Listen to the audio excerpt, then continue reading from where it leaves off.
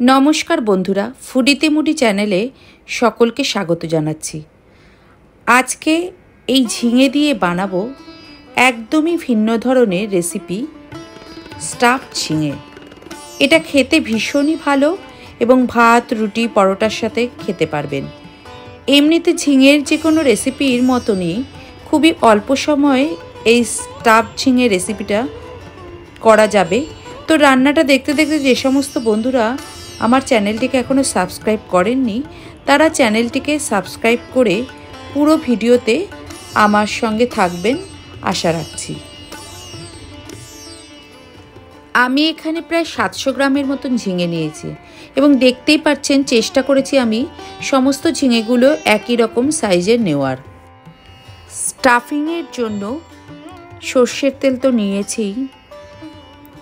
নিয়েছি স্বাদ মতো লবণ, হাফ চামচ গরম মশলার গুঁড়ো, 1 চামচ জিরের গুঁড়ো, 1 চামচ কাশ্মীরি লাল মির্চ, 1 চামচ হলুদ গুঁড়ো, 2 চামচ ধনের গুঁড়ো, 1 চামচ আমচুর মশলা, 2 চামচ মৌরি এখানে আমি গুঁড়ো করে নিয়েছি, আর হাফ ইঞ্চি আদা এবং 2টো কাঁচা লঙ্কা ছোট ছোট করে কেটে এবং ক্র্যাশ করে নিয়েছি, আর হিং নিয়েছি, স্বাদ মতো মিষ্টি। স্টাফিংয়ের জন্য এগুলো ব্যবহার করব। ঝিঙের দুপাশের যে ডাঁটি থাকে সেটা এরকম কেটে নিয়ে তারপরে পিলারের সাহায্যে ভালো করে খোসা ছাড়িয়ে নেব। এখানে বটি ব্যবহার করেও খোসাটা ছাড়ানো যেতে পারে। খোসা ছাড়ানোর পর ঝিঙেগুলোকে 1.5 ইঞ্চি থেকে 2 ইঞ্চির মতন করে এভাবে কেটে কেটে নেব। দেখা যাবে কোনো ঝিঙের 3টে টুকরো হবে, আবার কোনো ঝিঙের 4 টুকরোও হতে পারে, আবার একটু ছোট সাইজের যে ঝিঙেগুলো সেগুলো টুকরোও হতে পারে।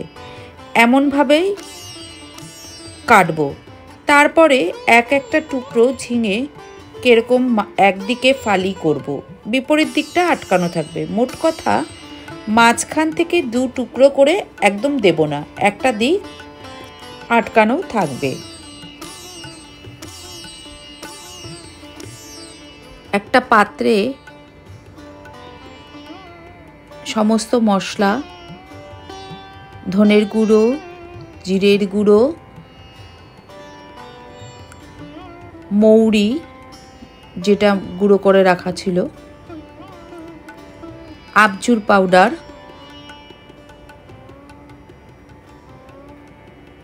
গরম মশলার গুঁড়ো, লঙ্কার গুঁড়ো, হলুদ গুঁড়ো,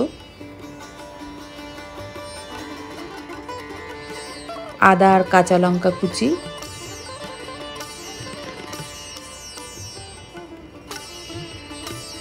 হিং,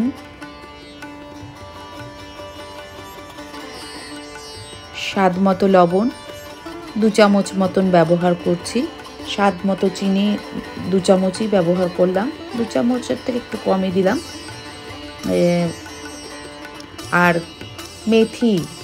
মেথি পাতা, শুকনো মেথি পাতা রান্না যেটা ব্যবহার করি সেটা এরকম হাতে একটু গুঁড়ো করে দিচ্ছি। একটা চামচের সাহায্যে সমস্ত মশলা খুব ভালো করে মিশিয়ে দেব। জল ব্যবহার করব না। যদি কোনো মশলার ভিতরে দলা দলা ছোট ছোট দানা দানার মতন থেকে থাকে বিভিন্ন মশলা একত্রে মিশে, তাই হাতের সাহায্যে সেগুলোকেও ভালোভাবে ছাড়িয়ে নিচ্ছি, মশলাগুলোকে মিশিয়ে নিচ্ছি। এবার একটা ঝিঙের টুকরো হাতে নিয়ে মাঝখানের যে ভাগটা সেই ভাগটার মধ্যে মানে কাটা অংশের ভেতর মিশ্রিত এই শুকনো মশলা, বিভিন্ন যে মশলা দিয়ে রেডি করে রাখা হয়েছে সেই মশলা হালকা হাতে ভরে দেব।